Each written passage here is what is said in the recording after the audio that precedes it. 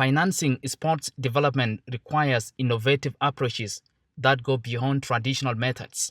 This is how the Minister of Finance and Planning, Dr. Murial Dongrinater, describes the sports funding at the ongoing Sports Financing Conference, focusing on unlocking the potential of sports in South Sudan. Financing sports development requires innovative approaches that go beyond traditional methods. To achieve this, the Ministry of Finance and Planning, in collaboration with the Ministry of Youth and Sport, shall work to mobilize resources from the national budget, local and international donors, and private sector partners. Minister Dongrin proposes the establishment of the National Sports Development Fund that is aimed to raise funds from different stakeholders, including development partners, to support infrastructure projects and improving athletes' training programs. I propose the establishment of a National Sport Development Fund, tasked with pooling resources from various stakeholders, including corporate sponsorship, diaspora contribution, and international development grants. The fund shall be transparently managed to support infrastructure projects, athlete training programs, and community sport initiatives. The Ministry of Finance and Planning is wholly committed to exploring the provision of targeted tax incentives and other physical interventions to encourage domestic and foreign direct investment in the sector. South African Ambassador Maulodi Mafue calls on South Sudan's government to increase the budget for the sports ministry to develop the industry, saying that sports has the ability to bring diverse societies together. We have to support sports. And sports, for some reason, in Africa is not supported by governments, funny enough, in terms of financing. And this is the connector of unity in any country.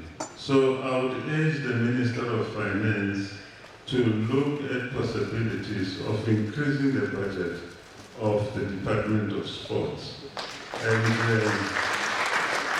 The president of the South Sudan Basketball Federation, Luol Deng, says sports can play a key role in youth development that can be an engine for economic growth, job creation and tourism, among others, emphasizing outstanding performance of the national basketball team that has promoted South Sudan's potentials globally. Sports can play a key role in youth development. It can be an engine for economic growth, job creation, and tourism. It also shapes how we see ourselves and is shaping how the world sees us now. Sports can be our soft power. And speaking more about that as a nation building, I know I have limited time, but as you guys saw in this video, all of us in the Basketball Federation and all the athletes and everybody who's playing sports, we take it with a huge pride to represent South Sudan, not only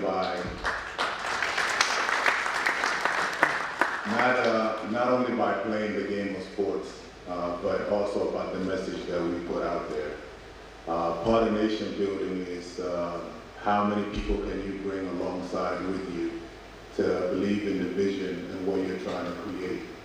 And I think as a basketball team, we had the opportunity, and we took that opportunity, not only to represent South Sudan in Africa, but to become the country in Africa that represents basketball. IGAD representative addresses the conference calling on South Sudanese youth to love their country, giving an example of the basketball players who returned from developed countries with sports experience, basically to promote South Sudan's sports sector.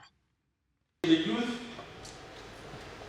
who are diaspora-based, who chose to wear the colors of their flag, to inspire young people in their country, I tell them it is very difficult. it is challenging, it is frustrating, but you are doing this for things greater than all of us. You do it for your country, you do it for yourself. Most of the speakers right here have expressed the significance of supporting the sports industry by mobilizing sufficient resources to encourage young people to advancing their talents, not only in Juba, but also in the States. Aken, SSBC News, at Central Bank's headquarters, Juba.